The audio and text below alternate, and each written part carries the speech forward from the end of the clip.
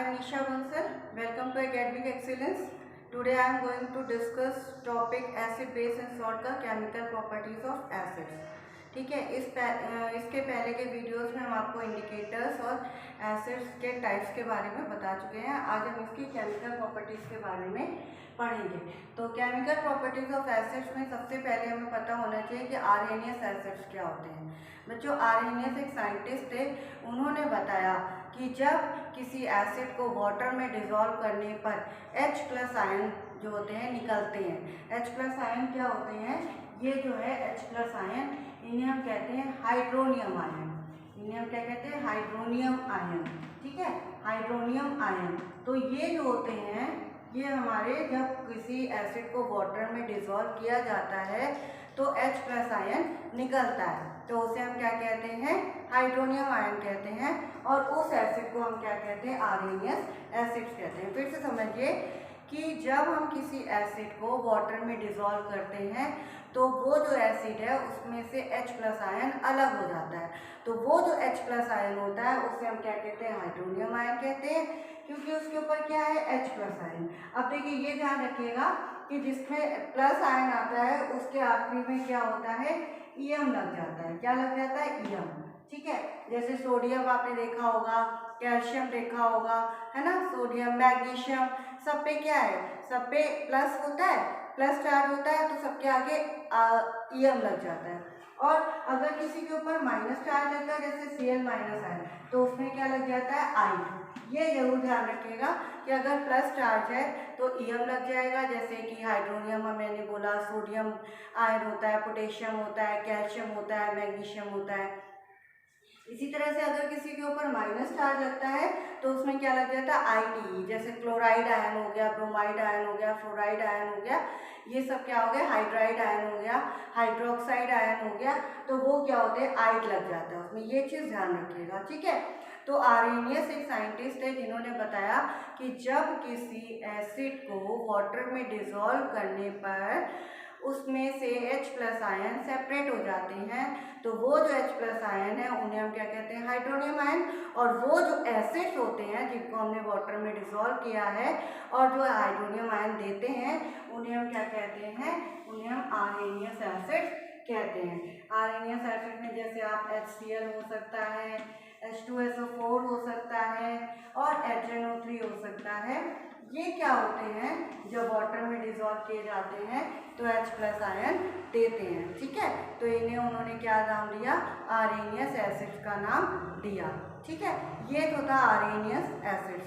अब हम आपको बताएंगे कि जो एसिड्स होते हैं उनकी जो है रिएक्शन कैसे होती है, किस तरह से जो है वो रिएक्शन करते हैं जब मेटल के साथ जुड़ते हैं, या जब बेस के साथ जुड़ते हैं, या फिर जब जो है कार्बोनेट के साथ जुड़ते हैं, तो वो जो रिएक्शंस है वो हम आपको पढ़ाने वाले हैं। तो एसिड जो होते हैं जब किसी मेटल के साथ रिएक्शन करते हैं, एसिड रिएक्ट विथ मेटल, किसी मेटल के साथ जब एसिड रिएक्ट करते हैं तो बच्चों क्या होता है? देखिए, metal plus acid equal to क्या बन जाएगा? सॉल्ट बनेगा। और इसमें कौन सी गैस निकलेगी? इसमें निकलेगी हाइड्रोजन गैस। कौन सी गैस निकलेगी? Hydrogen gas. ठीक है, तो ये ध्यान रखिएगा। ये जो है आपका एक बेसिक है कि मतलब जब मेटल एसिड के साथ रिएक्शन करेगा तो हमेशा से ही सॉल्ट बनेगा और हाइड्रोजन गैस बाहर निकलेगी। ठीक है, एग्जाम्पल के लिए हम बता रहे हैं, कोई भी मेटल ले लीजिए, जैसे जिंक ले लिया, और एसिड कोई भी ले लीजिए, H2SO4 ले लिया। ठीक है, अब हमारी जब इसकी रिएक्शन हुई तो क्या बनेगा? जिंक सल्फेट ZnSO4 बनेगा। अब देखिए, ये इसके साथ जुड़ गया तो ये जो है अलग हो जाता है। ये क्या होगा? हाइड्रोजन गैस हमारी अलग हो जाएगी। ठीक है, तो जब जिंक ने सल्फ्यूरिक एसिड के साथ रिएक्शन की तो क्या बना दिया? जिंक सल्फेट, जो कि हमारा क्या है? सॉल्ट है, और हाइड्रोजन गैस अलग हो गई। आपने बच्चों फर्स्ट चैप्टर में डिफरेंट टाइप ऑफ रिएक्शंस पढ़ी थी। अब ये जो रिएक्शन है, ये देखिए कौन सी रिएक्शन है? ये डिस्प्लेसमेंट रिएक्शन है। डिस्प्लेसमेंट रिएक्शन में क्या होता है कि हाईली एक्टिव जो जो मतलब मेटल होता है वो लो एक्टिव वाले को उसमें दूसरे कंपाउंड में से सेपरेट कर देता है। तो यहाँ पे जो जिंक है वो हाइड्रोजन से ज़्यादा रिएक्टिव है, ठीक है। जिंक जो है वो हाइड्रोजन से ज़्यादा रिएक्टिव है, तो जिंक क्या करेगा, सल्फ्यूरिक एसिड में से हाइड्रोजन को अलग कर देता है और उसकी प्लेस पे जाके खुद बैठ जाता है और क्या बनाता है, जिंक सल्फेट, और हाइड्रोजन गैस अलग हो जाती है। नेक्स्ट एग्जांपल देखिए कोई और, देखिए जैसे मान लीजिए हमने ले लिया सोडियम, सोडियम के हमने करवाई हाइड्रोक्लोरिक एसिड के साथ, ठीक है। अब हमने देखिए मेटल भी चेंज कर दिया और हमने जो है एसिड भी चेंज कर दिया, फिर भी देखिएगा आपका सॉल्ट और हाइड्रोजन गैस ही बनेगी। इसका मतलब है कि ये जो है हमारा मेटल एसिड के साथ जब भी रिएक्शन करता है तो क्या बनता है, सॉल्ट बनता है और हाइड्रोजन गैस बनती है। अब इसमें देखिएगा सोडियम क्या करेगा, इसके साथ जुड़ जाएगा NaCl और हमारी कौन सी गैस बाहर निकलनी है, H2। अब आप कहेंगे कि H तो यहाँ पे बनी है, तो यहाँ पे वन जो है हमें ये जो रिएक्शन है ये बैलेंस करनी पड़ेगी और यहाँ पे आ जाएगा 2HCl। जब ये 2Cl हो जाएगा तो यहाँ पे भी 2 हो जाएगा और यहाँ पे भी 2 हो जाएगा, ठीक है। तो यहाँ पे भी आप देख रहे हैं कि सोडियम क्या होता है, वो हाइड्रोजन से ज़्यादा रिएक्टिव होता है। सोडियम हाइड्रोजन से ज़्यादा रिएक्टिव होने के कारण क्या होगा कि वो उसको अपने जो है उस हाइड्रोजन को अपनी जगह से हटा देगा और उसकी जगह पे खुद जाके बैठ जाता है और क्या बना देगा, सोडियम क्लोराइड सॉल्ट बना देगा और हाइड्रोजन गैस निकल जाएगी। तो इस तरह से आप यहाँ पे कोई भी मेटल और कोई भी एसिड लेके देखेंगे तो उसमें यही रिएक्शन होती है कि सॉल्ट और हाइड्रोजन गैस बनती है, ठीक है। अच्छा, ये जो रिएक्शन है ये डिस्प्लेसमेंट रिएक्शन भी होती है। तो डिस्प्लेसमेंट रिएक्शन में क्या होता है, जब हाईली रिएक्टिव मेटल जो होता है वो लो रिएक्टिव मेटल को उसके कंपाउंड में से अलग कर देता है, तो उसे हम कहते हैं डिस्प्लेसमेंट रिएक्शन।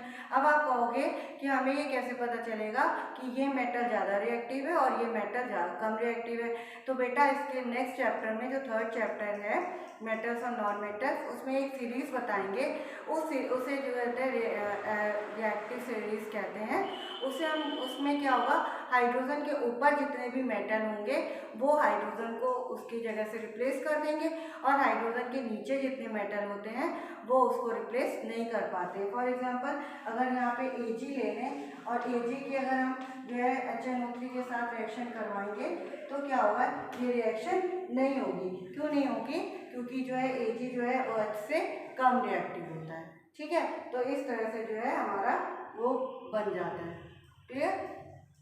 कभी कभी ये रिएक्शन हो भी सकती है और AgNO3 बन जाता है और जो है हमारा हाइड्रोजन अलग हो जाता है, लेकिन HNO3 के साथ तो ये रिएक्शन कर सकता है, ठीक है। इसका रीज़न जो है हम आपको बाद में बताएंगे। सिर्फ अब आप कहोगे कि यहाँ पे तो जो है आपने बताया कि सिल्वर जो है हाइड्रोजन से कम रिएक्टिव है तो भी ये रिएक्शन हो रही है, तो इसका रीज़न जो है हम आपके बाद में क्लियर करेंगे। अगर सिल्वर की H2SO4 के साथ रिएक्शन होगी तो कोई भी रिएक्शन नहीं होगी, ठीक है। तो इसका जो रीज़न है वो हम आपको बाद में बताएंगे कि सिल्वर जो है नाइट्रिक एसिड के साथ मिलता है तो हाइड्रोजन को क्यों डिस्प्लेस कर देता है, ठीक है। तो ये हमारा हो गया एसिड रिएक्ट विद मेटल, क्या हो देगा, जिंक सल्फेट और हाइड्रोजन। अब आप कहोगे कि हमें कैसे पता चलेगा कि ये हाइड्रोजन गैस ही निकलती है। हाइड्रोजन गैस जो है ये जब मेटल एसिड के साथ रिएक्शन करेगा तो सॉल्ट तो बनेगा, ठीक है, लेकिन कैसे पता चलेगा कि हाइड्रोजन गैस निकलती है। तो इसके लिए बच्चों एक एक्सपेरिमेंट होता है, आप निकलती हुई जो गैस है उसके माउथ पे अगर जो है बर्निंग कैंडल ले आएंगे, ठीक है, बर्निंग कैंडल ले आएंगे तो वो जो कैंडल है वो पॉप पॉप का साउंड करेगी, ठीक है। मतलब गैस जो है टेस्ट हमने कहीं पे गैस इकट्ठा कर ली और उस गैस जब वो गैस बाहर निकलेगी तो उसके पास में एक बर्निंग कैंडल लाएंगे। बर्निंग कैंडल जैसे ही वो जो है गैस के पास में लाएंगे, गैस जो है पॉप ऐसे पॉप का साउंड करेगी, तो उससे हमें पता चल जाएगा कि ये हाइड्रोजन गैस है। ये बच्चों हाइड्रोजन गैस का जो है वो है कि मतलब किस तरह से हाइड्रोजन गैस हम पहचान सकते हैं कि किसी भी रिएक्शन में हाइड्रोजन गैस निकल रही है। तो ये तो था हमारा एसिड जो है रिएक्ट विद मेटल्स। नेक्स्ट हमारा है एसिड रिएक्ट विद बेस।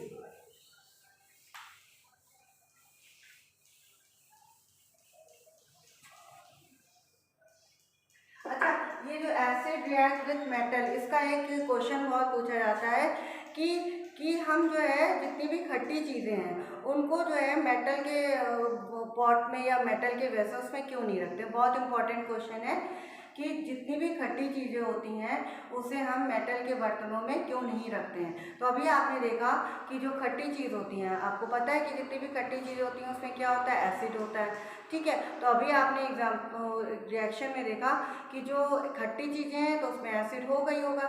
तो एसिड जो होता है वो मेटल के साथ रिएक्शन करके क्या बनाएगा, सॉल्ट बनाएगा, ठीक है। तो अगर हम खट्टी चीज़ों को बर्तन में रखेंगे, मेटल के बर्तन में रखेंगे, तो उसके साथ रिएक्शन करता रहेगा और एक पॉइजनस सब्सटेंस बना देता है, ठीक है। जैसे आपने देखा होगा कि जब आप गोलगप्पे खाने जाते हो मार्केट में, तो गोलगप्पे वाले जो होते हैं वो मेटल के जो है स्टील वगैरह के बर्तनों में पानी नहीं रखते, वो चीनी मिट्टी के बर्तनों में या प्लास्टिक के बर्तनों में पानी रखते हैं। इसी तरह से जब अचार डाला जाता है घरों में तो चीनी मिट्टी के बर्तनों में अचार डाला जाता है, मेटल के बर्तनों में नहीं डाला जाता, या फिर प्लास्टिक भी यूज़ कर सकते हैं क्योंकि प्लास्टिक के साथ जो है रिएक्शन नहीं करता है ऐसे। तो यहाँ पे आपको क्वेश्चन पूछा जाएगा कि हम जो है खट्टी चीज़ों को जो मेटल के बर्तनों में क्यों नहीं रखते हैं। तो उसका आप रीज़न लिख देंगे कि खट्टी चीज़ों में एसिड होती है और एसिड जो होता है वो मेटल के साथ रिएक्शन करके सॉल्ट बनाता है, पॉइजनस होता है ये हमारे लिए, इसीलिए हम जब ये खाएंगे तो हम बीमार पड़ सकते हैं, फूड पॉइजनिंग हो सकती है, कुछ भी हो सकता है। तो इसीलिए एसिड को, जो खट्टी चीज़ों को मेटल के बर्तनों में नहीं रखना चाहिए। नेक्स्ट है हमारा एसिड रिएक्ट विद बेसेस। अब आपको बेसेस अभी हमने नहीं बताया है कि क्या होता है, थोड़ा सा जानकारी दी थी हमने कि बेसेस में जो होता है वो टेस्ट में बिटर होते हैं, स्लिपरी टच के होते हैं, ब्लू रेड लिटमस को ब्लू कर देते हैं, और इसमें जो होता है जैसे एसिड H+ आयन होते हैं जिसमें वो होते हैं, तो बेस जो होता है जिसमें OH- आयन होते हैं, ठीक है। तो आप ये ध्यान रखिएगा कि कभी भी जो एसिड होता है वो अगर बेस के साथ रिएक्शन करता है तो हमेशा क्या बनेगा, सॉल्ट एंड वाटर बनता है। क्या बनेगा, सॉल्ट एंड वाटर बनता है। तो इस रिएक्शन को हम क्या कहते हैं, न्यूट्रलाइजेशन रिएक्शन कहते हैं।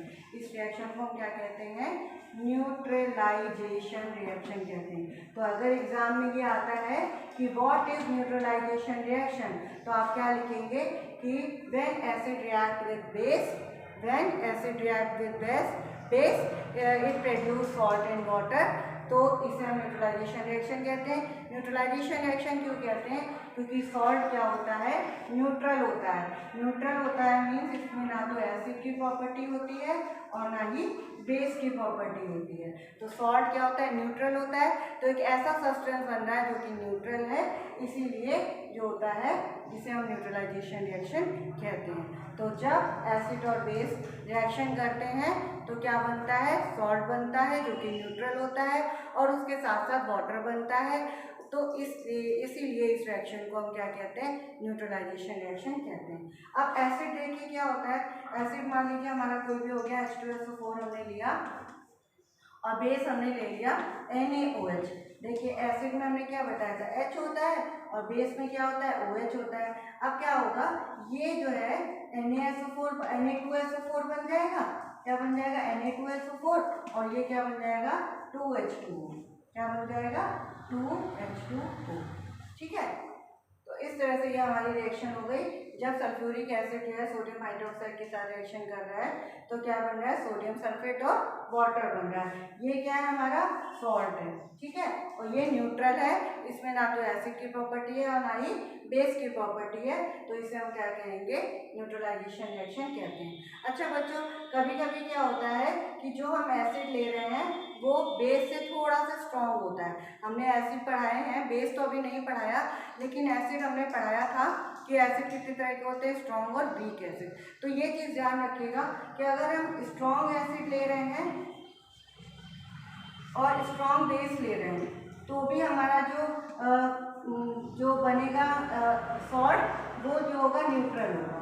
ये चीज़ ध्यान रखिएगा कि जब हम स्ट्रॉन्ग एसिड ले रहे हैं और स्ट्रॉन्ग बेस ले रहे हैं, NaOH सबसे स्ट्रॉन्ग बेस होता है और H2SO4 सबसे स्ट्रॉन्ग एसिड होता है, तो जो सॉल्ट बनेगा वो न्यूट्रल बनेगा पूरी तरह से।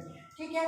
जब हम वीक एसिड और जो है वीक बोलेंगे, वीक एसिड और वीक बेस लेंगे तो भी हमारा न्यूट्रल बनेगा, ठीक है, क्योंकि दोनों ही वीक है। लेकिन अगर हम कंपैरेटिवली जो एसिड है वो स्ट्रॉन्ग ले रहे हैं और बेस जो है वो वीक ले रहे हैं, थोड़ा सा इस एसिड के कंपैरिजन में वीक ले रहे हैं, तो जो हमारा सॉल्ट बनेगा वो क्या होगा, थोड़ा सा उसमें जो है एसिडिक प्रॉपर्टी थोड़ी सी पाई जाएगी, तो वो जो होगा एसिडिक सॉल्ट होगा। वो क्या होगा, एसिडिक सॉल्ट। ये याद रखिएगा कि अगर हम स्ट्रॉन्ग एसिड लेते हैं और थोड़ा सा उसके कंपैरेटिवली वीक बेस लेते हैं तो जो हमारा सॉल्ट बनता है वो एसिडिक होगा थोड़ा सा, क्योंकि उसमें एसिड की प्रॉपर्टी थोड़ी सी पाई जाएगी। इसी तरह से अगर हम वीक एसिड ले लेते हैं और हम जो है जो बेस है वो स्ट्रॉन्ग ले लेते हैं तो हमारा जो सॉल्ट बनेगा वो बेसिक सॉल्ट बनेगा, क्योंकि उसमें क्या होगा, या एल्केलाइन सॉल्ट बनेगा, क्योंकि उसमें क्या होगा, बेस की प्रॉपर्टी थोड़ी सी ज़्यादा होगी। तो ये हमारा था न्यूट्रलाइजेशन रिएक्शन, कि जब कोई एसिड बेस के साथ रिएक्शन करता है तो सॉल्ट बनता है जो नेचर में न्यूट्रल होता है, इसीलिए इसे हम क्या कहते हैं, न्यूट्रलाइजेशन रिएक्शन कहते हैं।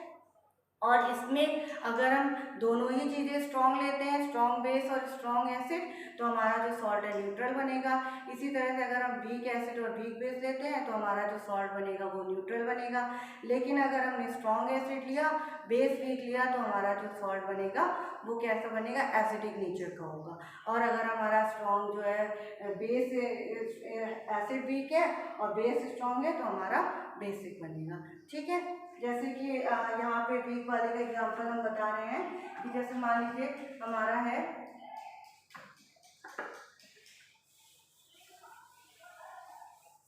हमने एक वीक एसिड ले लिया CH3COOH। एसिडिक एसिड क्या होता है, वीक होता है ना, हमने बताया था कि जो ऑर्गेनिक एसिड्स होते हैं जो फ्रूट्स वगैरह में पाए जाते हैं उन्हें हम वीक एसिड्स कहते हैं। तो ये जो है या ऑर्गेनिक एसिड्स कहते हैं, तो ये वीक एसिड हो गया। अब हमने क्या किया, NaOH के साथ रिएक्शन करवाई। NaOH हमने बताया सबसे स्ट्रॉन्ग होता है, ये वीक हो गया और ये स्ट्रॉन्ग हो गया, ठीक है। अब हमने इसके साथ करवाई तो हमारा क्या बनेगा, CH3CONA प्लस वाटर, प्लस क्या बनेगा, वाटर, ठीक है। ये देखिए ये इसके साथ ये जो है ये इसके साथ जुड़ता है, ये OH और H जुड़ जाता है तो वाटर बन जाता है, बाकी एक में जुड़ जाता है। तो CH3CONA, अब देखिए हमने बेस कैसा लिया था, स्ट्रॉन्ग, बेस स्ट्रॉन्ग लिया था, इसीलिए हमारा जो ये जो सॉल्ट बना है ये थोड़ा सा क्या होगा, बेसिक नेचर का होगा। ये जो होगा बेसिक नेचर का सॉल्ट होगा। तो सॉल्ट भी एसिडिक और बेसिक नेचर के हो सकते हैं। अगर उसमें एसिड की प्रॉपर्टी है थोड़ी सी तो वो एसिडिक नेचर की हो सकती है, और अगर बेस की प्रॉपर्टी है तो वो बेसिक नेचर की हो सकती है, ठीक है। एक चीज़ और ध्यान रखिएगा कि ये देखिए आपको कोई और रिएक्शन भी नज़र आ रही होगी। पहले चैप्टर में आपने डबल डिस्प्लेसमेंट रिएक्शन पढ़ी है। डबल डिस्प्लेसमेंट रिएक्शन में क्या होता है, एक्सचेंज ऑफ आयंस।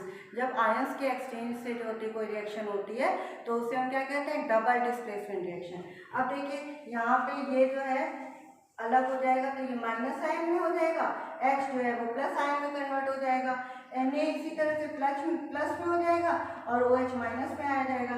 तो ये जो प्लस है ये इसके साथ जुड़ जाएगा CH3CONA, और ये जो H है ये इसके साथ जुड़ जाएगा, H2O बना लेगा। तो यहाँ पे आयंस का एक्सचेंज हो रहा है, इसीलिए इसे हम क्या कहेंगे, डबल डिस्प्लेसमेंट रिएक्शन। तो ये जो रिएक्शंस है, दो रिएक्शंस जो मैंने आपको बताई, ये आप पढ़िएगा और इसके बाद के वीडियोस में हम आगे के जो है केमिकल प्रॉपर्टीज़ के बारे में डिस्कस करेंगे। तब तक के लिए bye, keep smiling, keep studying. Okay, thank you.